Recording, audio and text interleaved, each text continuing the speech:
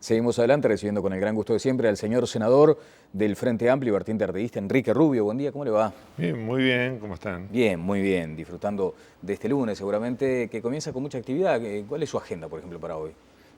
Es media infernal. Sí, me imagino, porque estaba Sí, contestando el celular hasta hace sí, poquito, sí, ¿no? sí, bueno, tengo una reunión de mi grupo de trabajo en el despacho ahora enseguida. Antes voy a pasar por la asamblea por el Instituto de los Derechos Humanos que formó el Parlamento y que comienza sus actividades y dará su plan. Y bueno, y en la tarde hay una asamblea general, y después, no, una reunión del Senado para la integración del cuerpo y alguna otra cosa entrada. Y después siempre hay algún embajador que pidió una Claro, audiencia y después viene la bancada. sí. Y después vamos a ir junto con Constanza Moreira y Rafael Michelini y algunos otros a hablar con las bases del Frente Amplio en torno al tema de la situación de la senadora Mónica Xavier. ¿Cuáles son las bases del Frente Amplio? Para que la gente Las de comprenda. Montevideo, las de Montevideo. O sea, los Exactamente. representantes de los comités de base en la mesa política del Frente Amplio. Y bueno, a ver si se mantiene el criterio o hay alguna modificación o alguna alteración en cuanto a su situación en el Senado. Claro, Digamos, se ¿no? había sugerido la posibilidad de revisar aquella decisión inicial de que Mónica Xavier fuera full time presidenta del Frente Amplio y ahora parece que se inclinan por la posibilidad de que mantenga su banca en el Senado. Por lo menos hay varios sectores políticos en eso y que lograron consenso en torno a esta situación. ¿Y su opinión cuál es sobre eso? Yo siempre dije que cuando yo me presenté, que en lo personal era partidario de abandonar la banca, en lo personal, porque no iba a poder hacer las dos cosas, pero Mónica es de otra generación, tiene muchas energías y hay muy pocas mujeres en el Senado, desgraciadamente además después de la muerte de Susana Dalmas. Entonces, si ella cree que es compatible y le he visto trabajar en los dos lados. O sea, van a buscar el consenso, Enrique, básicamente. Vamos a buscar un acuerdo, sí, vamos a buscar un acuerdo después de una reflexión. No son temas banales, digamos, ¿no? Es cierto que el Senado crea complicaciones, pero al mismo tiempo es un gran escenario, permite estar en un contacto permanente con los líderes de la oposición y del propio gobierno. Yo qué sé, da una plataforma de lanzamiento, digamos. Bueno, usted anunció, tengo entendido que el miércoles pasado, una ronda de contactos luego de lo que fue aquel Consejo Extraordinario de Ministros convocado por el Presidente de la República. ¿Para qué? ¿Para saber exactamente dónde se está parado? ¿Cuál es el rumbo? Yo diría digamos, tratar de tejer nuevamente los buenos vínculos entre sectores del Frente Amplio, porque el Consejo de Ministros fue un poco traumático, digamos, en el sentido un poco frontal, digamos, ¿no? En una situación que en cierta medida no lo justificaba, ¿no? Porque, digamos, el país tiene un margen más acotado que antes, porque hay una situación internacional que nos pega, ¿no? Era evidente que esto iba a suceder, porque si el 60% de la economía mundial, que es Estados Unidos y la Unión Europea, entraron en una situación de recesión y de caída de producto incluso, durante muchos años, esto viene del 2007-2008, eso terminaba repercutiendo en China, que es el gran comprador y el gran movilizador de la economía mundial, y entonces terminaba repercutiendo en Uruguay, en algunas industrias y demás, y entonces nos genera problemas. Entonces, en una situación de ese tipo, puede haber matices sobre cómo orientar el gobierno, pero parece que hubo algunos choques. Luego se superaron, ¿no? Entonces, nosotros hicimos una ronda de contactos políticos, la iniciamos a pedido del Frente Liber Sereñi, y fue una muy buena reunión. Y luego vamos a hacer esta semana una con el Partido Socialista y vamos a seguir con los otros sectores, porque hay muchas cosas de agenda pendientes. Un año bisagra,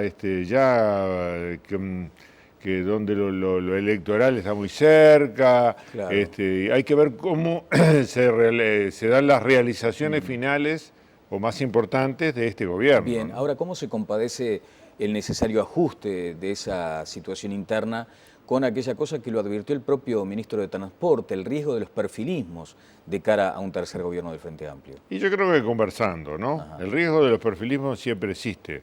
Perfilismo le llamamos a que un sector político trata de distinguirse del resto Sí. con tal de destacarse, digamos, ¿no? Y ser noticia, más allá de los intereses del gobierno y de la fuerza como fuerza común. Yo creo que de alguna manera, conversando, y ha habido un llamamiento en ese sentido, del propio presidente, del doctor Tabaré Vázquez, de otros sectores políticos, de la presidenta del Frente Amplio, y de lo que es la razonabilidad. El Frente tiene que acentuar los elementos de cohesión. Ahora, después de ese Y llamamiento, de perspectiva, ¿no? claro. Y de perspectiva. Enrique, después de ese llamamiento fue que usted dijo que el Frente Amplio le había tenido mucha paciencia a Daniel Sí, Scioli. sí, yo lo dije y en cierta medida uno dice en caliente cosas y después dice, bueno, tendría que haberle bajado algunas revoluciones, ¿no? No era que estuviera diciendo algo que no pensaba, ¿eh? Que no Lo pensaba. sigue pensando. No, sí, por lo menos en la etapa inicial y demás, pero Daniel es una gran figura dentro del Frente Amplio, ¿no?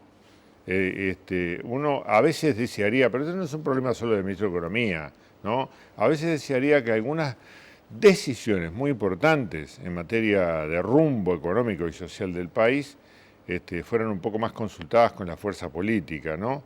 Para que se logre una identificación con la misma. Entonces uno viene y ve que son anunciadas en un foro, aquí, allá, y no tiene idea de cómo viene eso, la gente no las entiende y entonces tampoco las defiende, ¿no? Esta sustitución del ISIR, por ejemplo, ¿fue también, permeó hacia la fuerza política? ¿Fue motivo de un debate entre todas las fuerzas? ¿O también allí se generó de pronto una negociación muy cerrada entre el Ministerio de Economía y la OPP? Hubo una negociación, ¿la nueva, dice usted? Sí, esta nueva, que va a sustituir esta al ISIR. nueva, sí, hubo una negociación muy cerrada en el ámbito del Poder Ejecutivo, ¿no? ¿Usted hubiera deseado más consulta en este caso? Es posible, ¿no? Es posible, sí, un poco más. Aunque todos estamos de acuerdo en una cosa, en que tiene que haber algún tipo de gravamen que afecte fundamentalmente al sector social que ha hecho una gran acumulación de riqueza. Que yo, como trabajé muchos años en el sector agropecuario, le puedo decir, no es solo agropecuario, ¿no? Acá ha habido una gran acumulación de riqueza, gracias al desarrollo económico y demás, en el agro, pero también ha habido en el comercio, fundamentalmente en el comercio de importación de toda clase de productos y de chiches que después se consumen, ¿no? O de exportación y en algunos otros sectores de la economía. En realidad, quien está soportando el rigor mayor es el sector industrial. ¿Usted advierte la necesidad de un cambio en la matriz impositiva, por ejemplo, que hay sectores que podrían contribuir más Yo hoy? creo que hay sectores que podrían contribuir un poco más. ¿Cuáles? Estos sectores de alta riqueza, ¿no? De alto patrimonio. Porque la riqueza, se dijo, y hubo un razonamiento inicial del Ministerio de Economía que decía, bueno, no se puede gravar dos veces la misma cosa. Y si uno le pone impuesto a la renta, ¿el patrimonio qué es? Renta, o sea, ingresos acumulados con el tiempo. Bueno, pero hay mucha gente que ha acumulado una enorme cantidad de ingresos con el tiempo, o sea, de patrimonio, de capital, en el pasado, antes de que este impuesto comenzara a regir. Ahora, Y segundo, puede haber de repente una suba brutal de los activos que tiene, no debida a los ingresos, sino debida a las circunstancias internacionales, al hecho de que, como la tierra, por ejemplo, al hecho de que el país es un país muy seguro, a cosas de este tipo. Claro. Y uno ve, yo qué sé, una caminería rural destruida, ¿no? Por la gran producción y la gran pasaje de camiones, y dice, bueno, acá hay que poner un poco más, y los sectores sociales que están usufructuando esta estructura común que creamos todos los uruguayos, deberían contribuir un poco más. Correcto, Tiene razón Mujica. Senador, quiere decir que allí usted está advirtiendo la posibilidad de mayor capacidad contributiva de personas físicas y también de sectores. En este caso estábamos hablando del agro, pero usted entiende que hay sectores de la industria, del comercio que deberían contribuir más. Sí, yo diría que fundamentalmente del comercio. La industria me parece que está soportando un problema de competitividad muy importante, ¿no? Así que el comercio debería hoy tener... Sí, el comercio, o de repente algún sector financiero, algún otro sector. Habría que examinarlo eso detenidamente, pero no soy partidario tampoco de los grandes impuestos ni cosas por el estilo, ¿eh? El país no se juega en los impuestos, pero sí algunas transferencias de riqueza para apoyar a otros sectores productivos, o a la infraestructura, pues estamos haciendo una enorme inversión en infraestructura, de energía, de transporte, de puertos, de caminería, de todo, ¿no? ¿Cuál es el rol de la OPP en cuanto a la fijación de impuestos? ¿Es una oficina que debe fijarlos o simplemente debe controlar en lo macro el funcionamiento del presupuesto? Debe controlar. El presupuesto tiene dos funciones. Ajá. Una que es evaluar cómo va el presupuesto y la planificación inicial, o sea, las dos puntas. Las dos puntas. Sí. Tiene que colaborar con el Ministerio de Economía. ¿Colaborar? Sí, tiene que colaborar con el Ministerio de Economía y muchas cosas tienen que hacerlas en conjunto. ¿Esta figura que se da hoy, Enrique, desde su punto de vista, es la correcta, la óptima? ¿La OPP como terciando muchas veces en materia impositiva de pronto? Bueno, yo creo que tienen derecho de propuesta. A mí me parece que Mujica logró un diseño, sí, ¿no? O sea, por un lado pienso que hay que respaldar y apoyar al ministro Lorenzo. Está claro, ¿eh? Tiene funciones específicas, es un gran ministro, debe ser respaldado. Por otro lado, digo, la Oficina de Planeamiento y Presupuesto es muy importante. En el presupuesto, en el control de nada más ni nada menos que más de la mitad del presupuesto, que son las empresas públicas. La gente piensa en el presupuesto y está pensando en los ministerios. Pero en realidad, ¿dónde está la plata? La mayor parte está en las empresas públicas. Sí. Entonces, usted tiene que hacerlo en cooperación con el Ministerio de Economía. Pero la función específica es de OPP, ¿no? Porque no pasan por el Parlamento los presupuestos ni de UTE, ni de ANCAP, ni de ANTEL, ni de nadie. Entonces, acá hay un rol específico. Y hay un rol específico de planificación del largo plazo. Entonces, no hay economía posible, política económica, si no es en cooperación de la Oficina de Planeamiento y del Ministerio de Economía, con funciones específicas de cada uno. Entonces, yo creo que Mujica logró una cosa muy interesante, que es darle mucha importancia al gabinete productivo. ¿Por qué? Porque lo macro, por ejemplo, el tema de la moneda, de la tasa de interés, de la inflación, cosas de ese tipo, es muy importante para los equilibrios. Pero hay otra cosa tan importante como esa, que es a qué industria, por ejemplo, uno le da inyecciones, ¿no?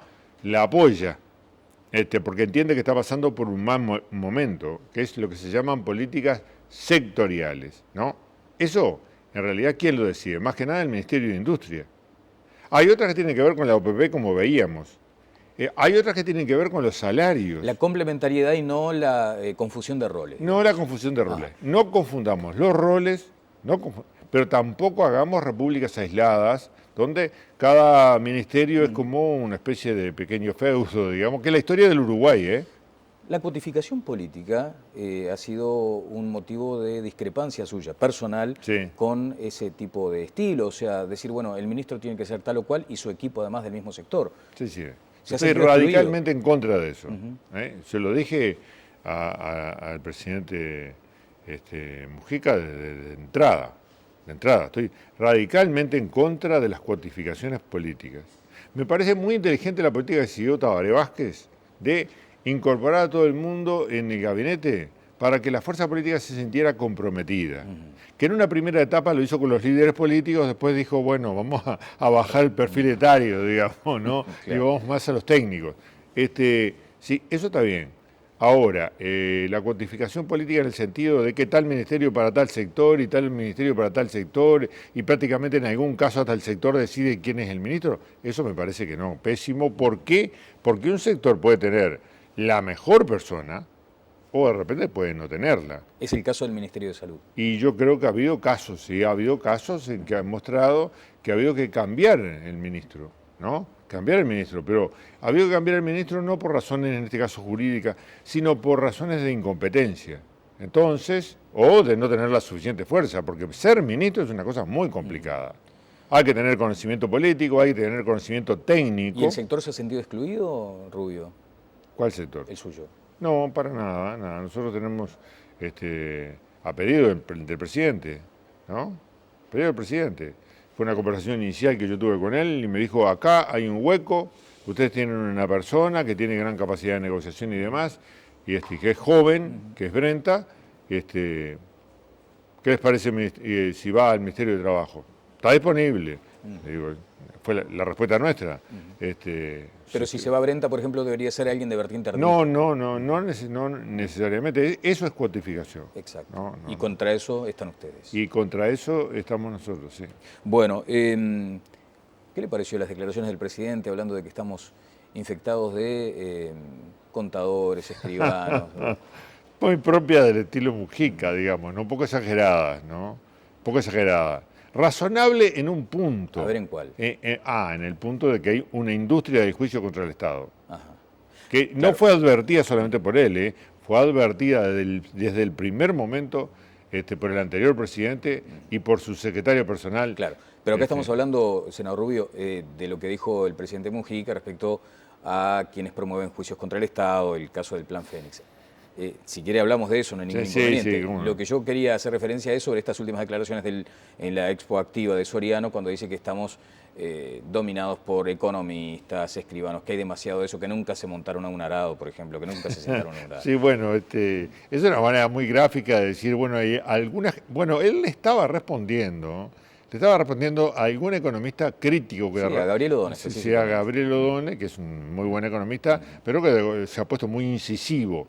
Y ha intervenido mucho en este debate sobre la política económica, si hay que acentuar esto o lo otro, cosas que siempre se dan en el interior de un gobierno, ¿no? Entonces le contestó con esa manera gráfica que tiene, este hombre nunca tuvo contacto con la tierra, yo qué sé, ¿no? ¿Usted se subió a un arado, por ejemplo? Bueno, subirse a un arado es una expresión que en realidad... Sí, que en realidad es medio como un contrasentido. Yo fui productor agropecuario mucho tiempo y sé lo que es un arado. Sí, supongo que sabrá... Un tractor, subirme a un tractor para tirar un arado, sí. Capaz que sí. ¿No? Capaz que sí. Bueno. Aunque ahora los arados ya prácticamente no se usan. Sí, porque está la siembra directa, por ejemplo. Sí, porque es una barbaridad el arado, ¿no? Claro, pero más allá de eso, claro, allí hubo como una actitud nuevamente de confrontar con la academia. Yo creo que eso abroquela, en el sentido de que agrupa, ¿no?, a las corporaciones, y que no es útil, no soy partidario de hacer juicios tabla rasa, digamos, ¿no? Todos los funcionarios públicos, todos los abogados, todos los... No, la realidad es mucho más matizada desde ese punto de vista. Él logra un objetivo que es, digamos, gráfico, si se quiere, ¿no? Que se entienda su mensaje. Pero a veces el mensaje va más allá de lo que debería ir. Bueno, ¿cuáles son los riesgos para renovar un tercer mandato del Frente Amplio? Primero, me parece a mí que es no completar bien los grandes proyectos de este gobierno. Por ejemplo, o que vienen del anterior, hay que completar bien salud pública. Porque salud pública no, la salud. Porque hay en déficit de oferta de profesionales en las mutualistas, por ejemplo, y otros problemas. Hay que completar bien eso. Segundo, hemos avanzado en educación, donde estábamos en el peor lugar y seguimos estando, ¿no? Pero hemos avanzado. ¿En qué se avanzó? Pero en infraestructura avanzamos notablemente. A pesar de que a veces se pasea algún dirigente sindical con un canal de televisión asociado mostrando un vidrio roto o un agujero en el techo de una obra que se está reconstruyendo al mismo tiempo, ¿no? Eso siempre se puede hacer, es un poco una picardía. Nunca se invirtió tanto en infraestructura en escuelas y liceos como ahora. Nunca, jamás. Y nunca se tuvo tanto éxito en hacer acuerdos con otros para hacer esto, Ministerio de Transporte, Intendencia, Corporación Nacional para el Desarrollo, la propia ANEP, nunca marchó tan bien. Entonces es increíble. Bueno, se ha avanzado en experiencias específicas, ¿no?, de lugares públicos y privados, públicos y privados. Yo creo que el sector privado también está invirtiendo en educación y eso es una cosa muy importante, y no solo en los lugares clásicos de mejores ingresos, ¿no? Si hace experiencias en barrios marginales, a mí me parece una cosa muy importante. Entonces, por ese en la UTEC, crear una universidad tecnológica para el interior, para todo el país, pero fundamentalmente para el interior del país, fue una hazaña parlamentaria, en primer lugar, logramos ese acuerdo. Entonces a mí me parece un hecho muy importante, pero falta enormemente y el gran agujero es secundaria. Ahí es donde estamos más atrasados de todo. Entonces hay que completar bien los planes. ¿Y qué modelo prevé, senador, para secundaria específicamente? Para secundaria yo creo que tiene que ser un modelo diversificado. Sí, diversificado. Primero descargado de una parte importante de cosas que se está dando con el pasaje a la UTU.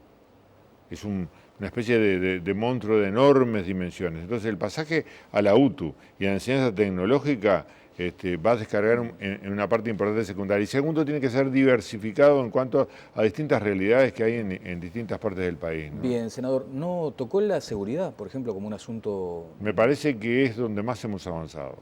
Ah, sí. ¿Qué ha Realmente, yo destacado? creo que no está identificado que el ministerio que más adelante ha llevado, a mi juicio, proyectos y proyectos que avanzan, avanzan y avanzan en el tema en el que estamos peor, que originalmente estábamos peor. Para la gente el tema peor era el empleo. Dejó de serlo el Sí. empleo, ¿no? Por suerte, pero pasó a serlo la seguridad, donde tenemos un problema muy grave. Ahora hay frente amplistas que se le deben acercar y le dicen, che, Enrique, mirá que el tema de la seguridad está complicado. Y usted le explica seguramente, mire que se ha avanzado en esto, pero la percepción sigue siendo esa. La percepción sigue siendo esa y seguirá siendo esa por un tiempo bastante importante. ¿Por qué? Porque esto no se revierte en 2 días. Una sociedad que se partió, se hizo pedazos a fines de los 90 y principios del 2000, no se arregla en un rato porque acá hay un problema de valores y la violencia está generalizada por todos lados.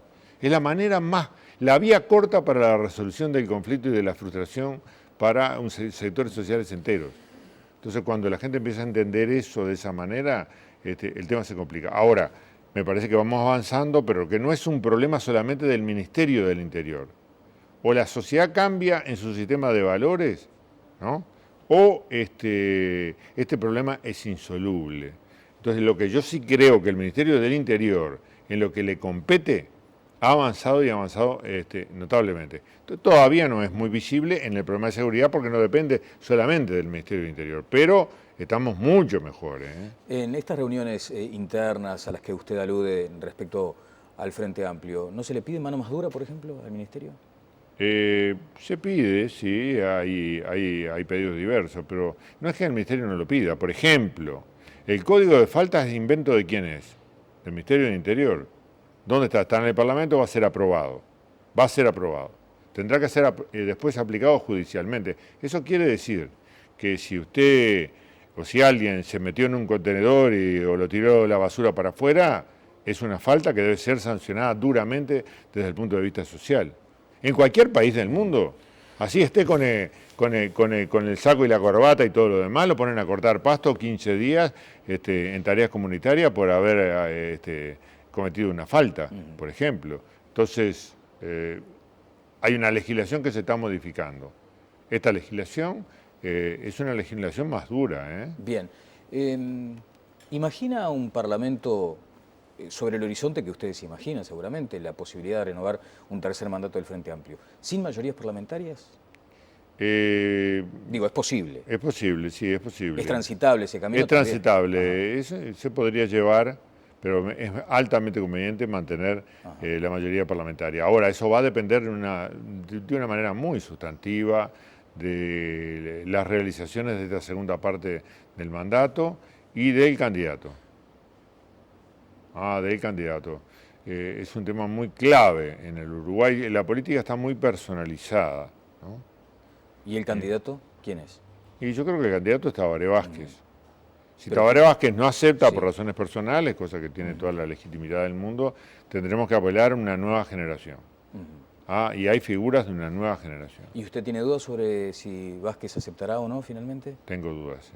Tengo dudas porque él lo ha expuesto reiteradamente, que tiene razones personales y bueno, que las políticas hay unanimidad en ese sentido, ¿no? Sí, pero las personales son personales. Entonces, cuando ha dicho y ha diferido tanto su pronunciamiento, a mí me ingresan dudas, digamos, ¿no? Uno comienza una conversación con Tabaré Vázquez, siempre empieza de una manera y termina de una manera, ¿no?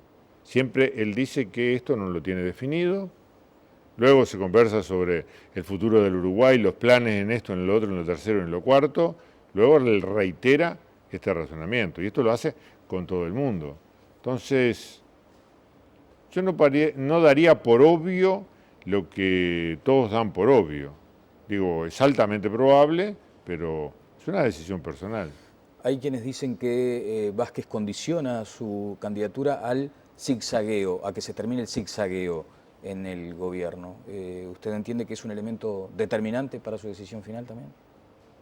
Yo no lo veo de esa manera, ¿no? Es muy claro que su estilo no es el estilo, hay dos estilos de gobernar distintos.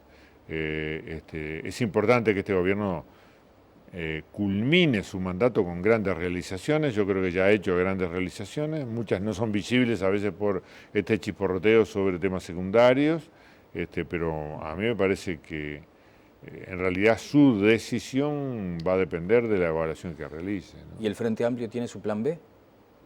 Yo creo que hay un plan B en el sentido de que si uno mira el espectro político, hay una generación de entre los 50 y los 60 donde hay varias figuras que podrían encabezar un segundo mandato. Eso llevaría a una interna, ¿no? Llevaría a una interna, pero no hay que temerle a una interna. Pero hay varias figuras que han surgido en este periodo y que podrían encabezar. No es lo mismo, ¿eh? No es lo mismo. ¿No es lo mismo a tal punto de que corre riesgo una elección? No creo que corra riesgo una elección, pero puede correr riesgo una mayoría parlamentaria. Que desde su punto de vista es determinante para seguir avanzando. Es muy importante. Quiero compartir con usted lo que decía el ministro de Defensa hace algunos días aquí mismo en Tele Buen Día, muy breve. Era tan evidente que iba a ser declarada inconstitucional que yo renuncié por no hacerme, la voté pero renuncié por no hacerme responsable del desastre. El desastre era totalmente previsible. No he escuchado a nadie que se hiciera una autocrítica de haber conducido a ese desastre. Pero sí, echarle la culpa al ñato, de sacar a la jueza Mota y no sé cuántas cosas más. ¿Dónde están las verdaderas responsabilidades? Y los que impulsaron esa ley sabiendo de que iba a ser declarada inconstitucional. Por favor, yo no lo estoy diciendo ahora. Sí. Lo dijo la CAPEL en 2 comunicados, lo dijimos en el acto. Y que ojalá nos equivocáramos, porque la ilusión que se estaba creando en la gente iba a ser tan grande que la desilusión iba a ser tremenda. Y además, para votar ese mamarracho nos pasamos por, sálvase a la parte, 2 plebiscitos. Bueno, usted dice que esto les duele a todos. Sí, que siempre hemos tenido una diferencia en el enfoque sobre el tema de los derechos humanos. Ha habido todo un sector político que ha pensado elaborado la realidad como sobre la base de la llamada teoría de los 2 demonios. Hubo 2 demonios, uno perdió, y si perdió, bueno, se terminó el asunto. El problema es que esa guerra entre los tupamaros y las Fuerzas Armadas y policiales se dio antes de la dictadura y no después de la dictadura, como creen muchos de los muchachos que han nacido después, ¿no? Y después vino el sufrimiento del pueblo uruguayo bajo la dictadura y la violación sistemática de los derechos humanos. Eso es lo que vemos el resto. El tema de los derechos humanos como derechos universales de las personas. Y nació una nueva doctrina en el mundo que dice, hay delitos contra las personas que son de tal gravedad que se llaman delitos de lesa humanidad, o sea, contra la humanidad. ¿Esto quién lo inventó?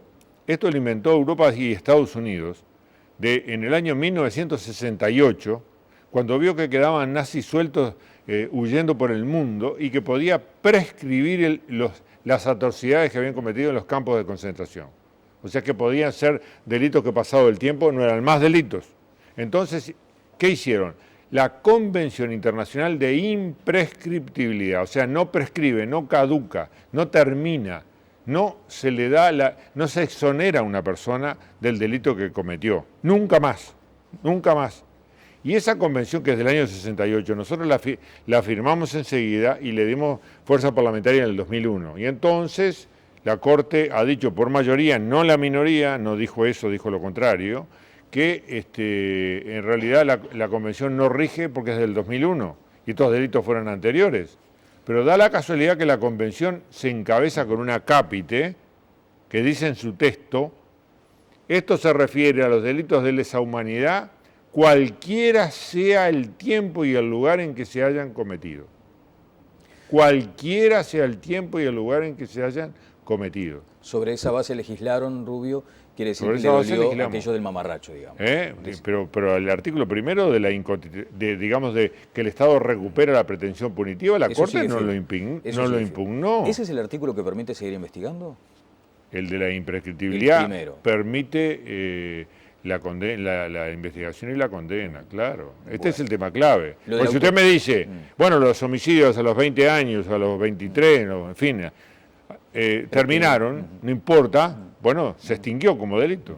Bien, no hay entonces necesidad de esa autocrítica que reclama Fernández Huidobro. Nosotros estábamos convencidos que nuestra doctrina era muy sólida, al punto que ahora la Asociación Internacional de Juristas, que existe desde el año 50 y pico en el mundo, opina lo mismo. Lo dijo en el último búsqueda. ¿No? Yo estuve con ellos y estuvieron con varios parlamentarios, y la Corte Interamericana se va a pronunciar. Y vamos a tener y seguimos teniendo un problema internacional gravísimo. En el caso Hellman nos dijeron, saquen todos los obstáculos para poder juzgar. Entonces Uruguay tiene un problema interno y tiene un problema internacional.